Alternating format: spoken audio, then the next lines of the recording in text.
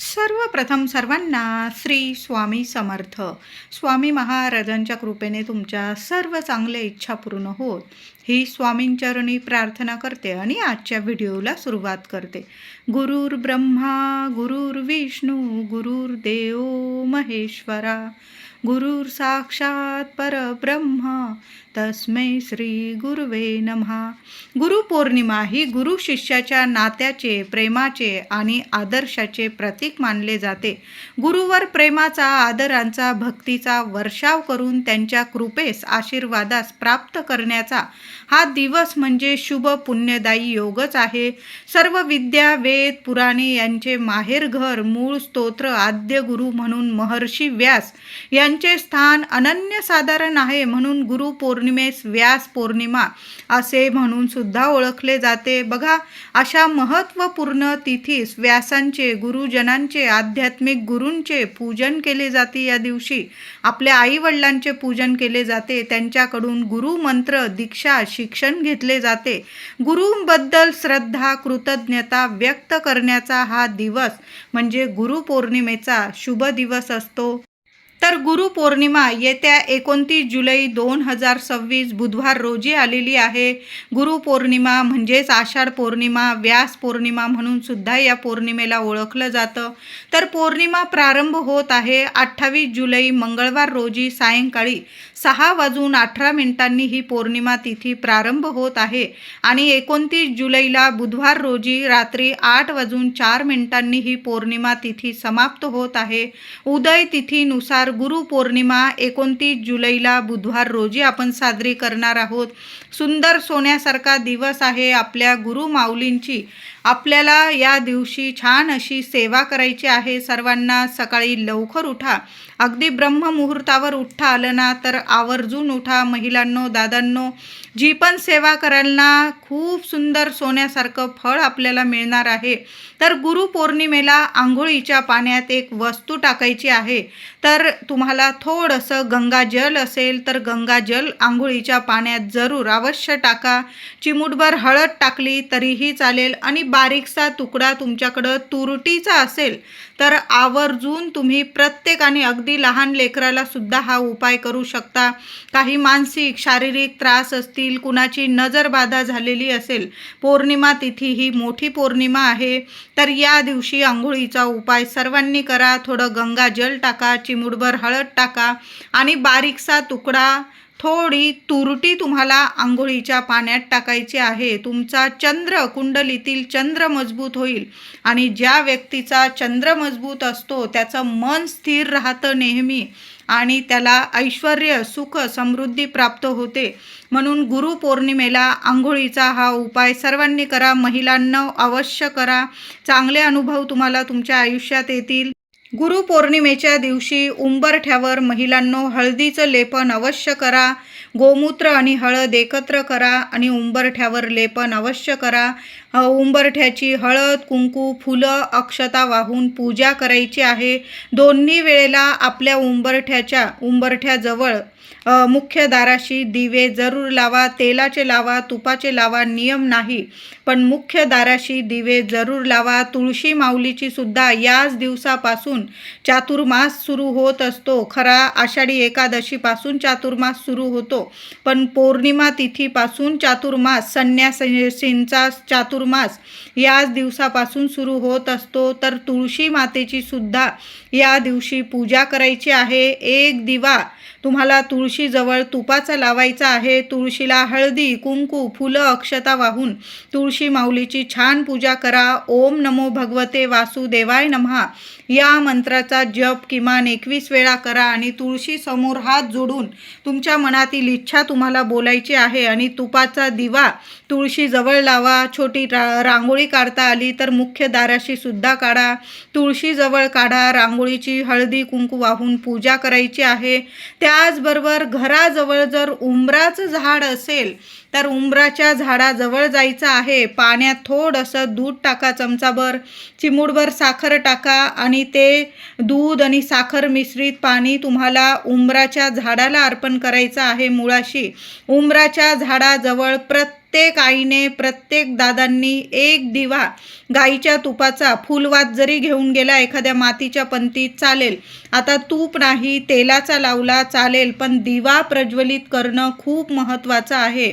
उंबराच्या झाडाजवळ गुरुपौर्णिमेच्या दिवशी जी व्यक्ती दिवा लावून येते आणि त्याचबरोबर एक गुळाचा खडा तिथं ठेवते, जसा जसा तो गुळाचा खडा तिथले किडे मुंगळे खातात, तसं तसं दत्तगुरु माऊलींच्या कृपेने, आशीर्वादाने, आपल्या स्वामींच्या आशीर्वादाने आपल्या आयुष्यातील सर्व संकट, दुःख, दारिद्र्य दूर होतं.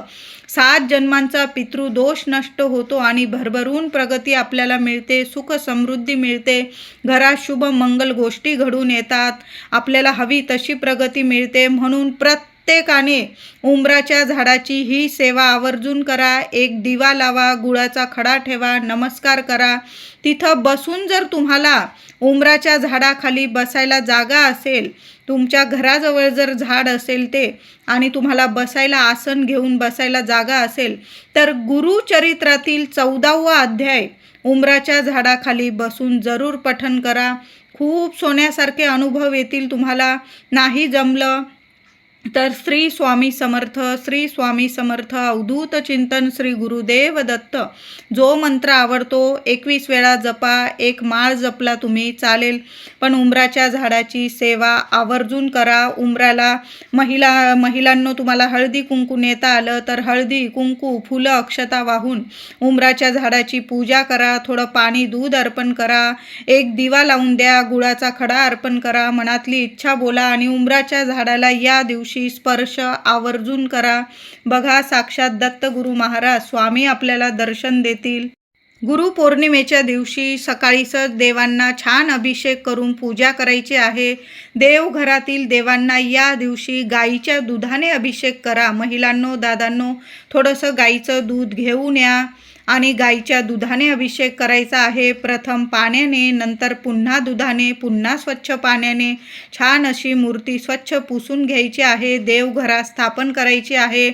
अष्टगंध लावा, चंदन लावायचं आहे. पिवळं चंदन असेल तुमच्याकडं किंवा चंदन असेल त्यात थोडीशी हळद मिक्स करा आणि अष्टगंधासारखं चंदन तुम्ही देवांना तिलक करू शकता. वस्त्र अर्पण करा, फुलं अर्पण करा. चाफ्याची फुलं असतील जरूर आवर्जून अर्पण करा. हिना अत्तर असेल स्वामींना जरूर अर्पण करा. धूप दीप ओवाळून पंचोपचार या दिवशी पूजा करायची आहे. स्वामींची मूर्ती असेल तर मूर्तीला अभिषेक करा. फोटो असेल तुम्ही पुसून घ्या. हार घालायचा आहे फोटोला. स्वामींची मूर्ती असेल छान अशी वस्त्र अलंकार घालून सजवायची आहे. फुलं अर्पण करा. धूप दीप ओवाळून घ्यायचा आहे. नैवेद्य दाखवा. या दिवशी दोन्ही वेळेला गुरुपौर्णिमेला नैवेद्य दाखवायचा आहे. आता तुम्ही संध्याकाळी वरण भात भाजी पोळीचा नैवेद्य बनवणार असाल तर सकाळी सुद्धा तुम्ही दूध साखरेचा, गूळ खोबऱ्याचा, खडी साखरेचा असा नैवेद्य जरूर दाखवा. केळी, वेगवेगळ्या फळांचा नैवेद्य दाखवू शकता. पण गुरुपौर्णिमेला घेवड्याच्या भाजींचा नैवेद्य सकाळी दाखवा किंवा संध्याकाळी. वरण भात भाजी पोळी किंवा गोड थोडासा प्रसाद भाजून घ्या. असा नैवेद्य प्रत्येकाने गुरुपौर्णिमेला आपल्या देवघरात दाखवायचा आहे. खूप सोन्यासारखे अनुभव येतील. महिलांनो, थोडीशी घेवड्याच्या शेंगांची भाजी घेऊन या. तुम्ही कांदा लसूण विरहित बनवू शकता किंवा तुम्ही कांदा लसूण घालून बनवत असाल तर तशीही बनवा. पण घेवड्याच्या शेंगांच्या भाजीचा नैवेद्य तुम्ही जरूर या दिवशी दाखवायचा आहे. सोन्यासारखे दिवस येतील. मनातल्या सर्व इच्छा गुरु माऊलींच्या कृपेने जरूर पूर्ण होतील तुमच्या. गुरुपौर्णिमेला एक अखंड दिवा आपल्या देवघरात लावून ठेवायचा आहे. दिव्यात एक कापराचा तुकडा टाका, चिमूटभर हळद टाका, 2 लवंग टाकून ठेवा. या वस्तू टाकताना तुमच्या मनातील इच्छा माता लक्ष्मीला सांगायची आहे, आपल्या गुरु माऊलींना सांगायचे आहे आणि असा एक अखंड दिवा जरूर लावून ठेवा. दिव्याची हळदी कुंकू फुलं वाहून पूजा करा आणि मग दिवा लावायचा आहे. तुमच्याकडून जर सेवा राहून गेलेली असेल, बऱ्याच आपल्या सर्वांनीच आपण 21 दिवसांची 11 दिवसांची सेवा केलेली आहे. या दिवशी गुरुपौर्णिमेच्या दिवशी आपण उद्यापन करत असतो, समापन करत असतो या दिवशी सेवेचं. पण आता ज्यांच्याकडून राहून गेलेली असेल, काही सेवा करणंच झालं नाही तुमच्याकडून, तर गुरुपौर्णिमेच्या दिवशी सकाळी लवकर उठून देवांची सेवा करून 1 दिवसाचं स्वामी चरित्र सारामृताचं पारायण सर्वांनी सर्वांनी जरूर करा. सुंदर सोन्यासारखे अनुभव येतील. कितीही तुम्हाला संकट असेल, भयानक संकट असेल, कितीही कठीण त्रास असेल तुम्हाला, एका दिवसात मार्ग स्वतः स्वामी काढून देतील. किंवा तुम्हाला जर गुरुचरित्राचं पारायण तुमच्याकडून झालं नसेल तर मग तुम्ही श्री संक्षिप्त गुरुचरित्र अवतरणिका जरी 7 अध्याय आहे त्यात, ती जरी पठन केली, आसन घेऊन बसा, तुपाचा दिवा लावा, देवघरासमोर 7 अध्याय श्री गुरुचरित्र संक्षिप्त स्वरूपातील गुरुचरित्र अवतरणिका जरी पठन केली तुम्ही तरीही चालेल. संपूर्ण 7 पारायण केल्याचं, गुरुचरित्राचे 7 पारायण केल्याचं तुम्हाला फळ मिळणार आहे. किंवा तुम्ही 1 दिवसाचं स्वामी चरित्राचं सारामृताचं पारायण करू शकता. किंवा तुम्ही तारक मंत्राची 11 वेळा तारक मंत्र पठन करून सेवा करू शकता. 11 माळीची सेवा करू शकता. तारक मंत्राची सेवा करत असाल गुरुपौर्णिमेला तर महिलांनो, दादांनो, आसन घेऊन बसा, तुपाचा दिवा, अगरबत्ती, धूप, दीप लावून घ्या. घर आपलं देवघर इतकं प्रसन्न करा आणि मन प्रसन्न करून सेवा करायची आहे. कुठलाच विचार करू नका, काय त्रास आहे, काय चिंता आहे, माऊलीला सगळं माहीत आहे. तुम्ही फक्त सेवा करा, सेवा कधीच खाली जाणार नाही. तारक मंत्राची सेवा करताना पेलाभर पाणी घ्या, पिण्याचं पाणी घ्या, त्यावर उजवा हात ठेवून तुम्हाला अखंड 11 वेळा किंवा 21 वेळा किंवा जास्तीत जास्त वेळा तारक मंत्र पठन करायचं आहे. नंतर ते पाणी तुम्ही स्वतः प्रसाद स्वरूप प्यायचं आहे, तीर्थ स्वरूप. मुलांना द्या, घरातल्या कुटुंबातील प्रत्येक व्यक्तीला द्यायचं आहे. थोडंसं पाणी तुम्ही तुमच्या घरात जरी शिंपडून दिलं, स्वामींचं नामस्मरण करा आणि पाणी शिंपडून द्यायचं आहे. सुंदर सोन्यासारखे अनुभव येतील. स्वामी साक्षात दर्शन देऊन जातील अशी तारक मंत्राची ही सेवा आहे. जी सेवा जमेल ती जरूर करा. आता ज्यांची 21 दिवसांची 11 दिवसाची सेवेची समाप्ती आहे, उद्यापन आहे, त्यांनी देवांना छान अभिषेक घालून पूजा करा, नैवेद्य दाखवायचा आहे, आरती करायची आहे, दोन्ही वेळेला आरती करायची आहे. पिवळं दान एखाद्या गरीब व्यक्तीला किंवा मंदिरात एखाद्या भज्जी बुवांना तुम्ही पिवळ्या रंगाचं दान देऊ शकता. मग पिवळे कपडे दान करू शकता, पिवळी मिठाई, केळी, असं दानाला सुद्धा खूप महत्त्व आहे. गरीबाला एखाद्या पोटभर जेवण दिलं तुम्ही तरीही चालेल. अशा पद्धतीने तुम्हाला उद्यापन 21 दिवसांचं 11 दिवसांची सेवेचं उद्यापन साध्या भोळ्या मनाने करायचं आहे. देवघरात घेवड्याच्या शेंगांच्या भाजीचा नैवेद्य, वरण भात, भाजी पोळी, पुरणाची पोळी, बेसनाचे लाडू, हवा तो नैवेद्य तुम्हाला जमेल तशी सेवा करा. असं नाही की हे दाखवा ते दाखवा तरच आपली माय माऊली आपल्यावर कृपा करेल, असं मुळीच नाही. जो नैवेद्य जमेल ना तो नैवेद्य, साधा जरी वरण भात, भाजी पोळी, थोडा शिरा भाजून घेतला महिलांनो तरीही चालेल. अशा साध्या सोप्या पद्धतीने आपल्या सेवेचं उद्यापन करायचं आहे. 1 दिवसाची सेवा कराल ती पण आपलं संध्याकाळी उद्यापन तुम्ही अशाच पद्धतीने करायचं आहे. सेवा चुकवू नका, सेवा जरूर करा. गुरुपौर्णिमेला सकाळी किंवा संध्याकाळी सर्वांनी मंदिरात जाऊन दर्शन घ्यायचं आहे. घराजवळ जे मंदिर असेल, दत्तगुरू महाराजांचं, स्वामींचं, साईबाबांचं, गजानन माऊलींचं, ज्या पण मंदिरात जाल, गुरु माऊली एकच आहे.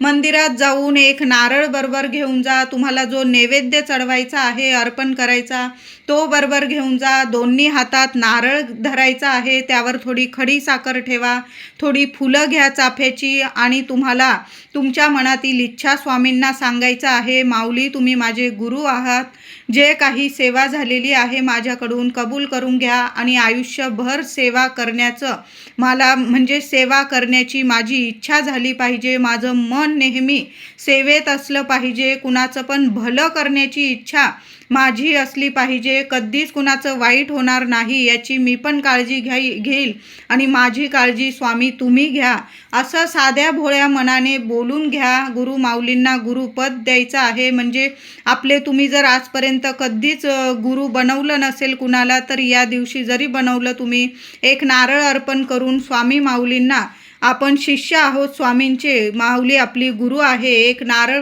अर्पण करून तुम्ही स्वामींना गुरु बनवू शकता. साध्या भोळ्या मनाने आपल्या मनातील इच्छा बोला आणि एक नारळ, खडी साखर, थोडी फुलं अर्पण करा. जो नैवेद्य नेलेला असेल तो अर्पण करा. मंदिरात तुम्ही नैवेद्य वाटला प्रसाद स्वरूप, तरी अशा साध्या भोळ्या मनाने आपण गुरुपौर्णिमा साजरी करायची आहे. गुरुपौर्णिमा मोठी पौर्णिमा आहे. महिलांनो, देवघरात कुलदेवीला कुंकुमार्चन करा. 11 वेळा करा, 21 वेळा करा. कुंकुमार्चन जरूर करा. तुम्हाला ओटी भरायची असेल, कारण आषाढात गुप्त नवरात्री असते, ओटी भरायची असेल तर आवर्जून ओटी भरा. गोड पानाचा विडा किंवा तांबूलसुद्धा देवघरात जरूर अर्पण करा. देवी आईला फुलं अर्पण करा, वेणी अर्पण करा. कुलदेवीची जेवढी सेवा होईल ना तेवढी या दिवशी जरूर करा. तुमची सेवा कधीच खाली जाणार नाही. माय माऊली आहे आपली. कुलदेवीची सेवा तुमची पौर्णिमा तिथी जी महिला कुलदेवीची सेवा करते ना, तिच्या घरात अखंड लक्ष्मी नांदत असते आणि तिला कधीच कशाला कमी पडत नाही. गुरुपौर्णिमेला गाईला नैवेद्य जरूर खाऊ घाला. हिरवा चारा खाऊ घाला.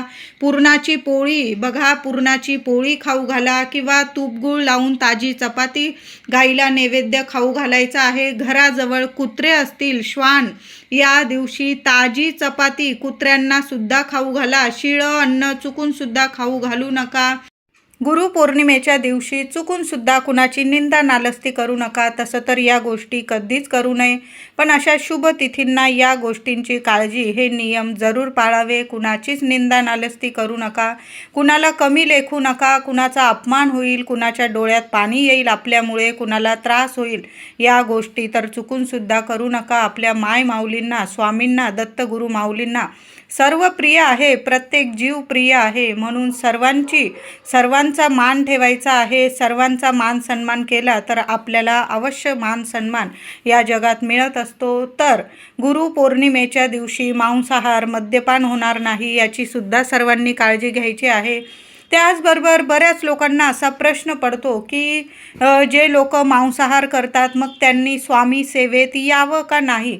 तर तुम्ही स्वामी सेवा करू शकता. असं नाही की तुम्ही मांसाहार करत आहात मग स्वामींना तुम्ही प्रिय नाही. आपण वेळोवेळी सेवा जर केली ना, तुम्ही जरी मांसाहार करत आहात, पण जे दिवस असतात, शुभ तिथी असतात गुरुमाऊलींची सेवा करण्यासाठी, तर त्या जर आपण पाळल्या, त्या दिवशी मांसाहार नाही केला, तुम्ही इतर दिवशी करत असाल, काही हरकत नाही. असं नाही की मांसाहार करणारे व्यक्ती माऊलींची सेवा करू शकत नाही. स्वामींना सर्व प्रिय आहे, म्हणून मांसाहार करणाऱ्या व्यक्तींनी सुद्धा वेळोवेळी सेवा जरूर करावी. आणि गुरुपौर्णिमेच्या दिवशी तर सर्वांनी स्वामी सेवा जरूर करा. जेवढी सेवा होईल घरात करा, मंदिरात करा, पण सेवा जरूर करायची आहे. दर्शनाला सर्वांनी स्वामींच्या मठात जाऊन दर्शन जरूर करा. एक नारळ अर्पण करायचा आहे. महिलांनो, रात्री 8:04 बुधवारी 29 तारखेला रात्री 8:04 ही आषाढ पौर्णिमा समाप्त होत आहे.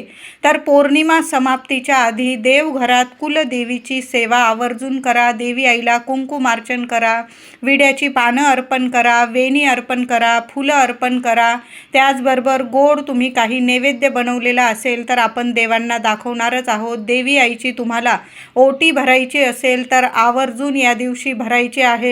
गुरुपौर्णिमा, आषाढ पौर्णिमा मोठी पौर्णिमा आहे. महिलांनो, मुलांना, पतिदेवांना तुमच्या नजर झालेली असेल, नजर बाधा लागलेली असेल तर काय करायचं आहे? थोडेसे अख्खे तांदूळ घ्यायचे आहे. रात्रीचे वाजले 8-9 वाजले तरीही चालेल, पण उपाय जरूर करा. उजव्या हातात थोडेसे तांदूळ घ्या, अख्खे घ्या. मुलांना किंवा पतिदेवांची नजर उतरवत असाल, पूर्व पश्चिम उभं करायचं आहे. डोक्यापासून पायापर्यंत ते तांदूळ नीट 7 वेळा ओवाळून उतरवून घ्यायचे आहे. घराबाहेर एखाद्या कोपऱ्याला चिमणी पाखरं खातील अशा ठिकाणी टाकून द्यायचे आहे. लगेच कुणाची पण लागलेली नजर बाधा असेल, क्षणात उतरून जाईल. यावेळी तुम्ही तुरटीचा खडा सुद्धा उतरवू शकता. अशा पद्धतीने आपल्या मुलांची नजर जरूर उतरवून टाका. व्हिडिओ आवडला असेल लाईक करा.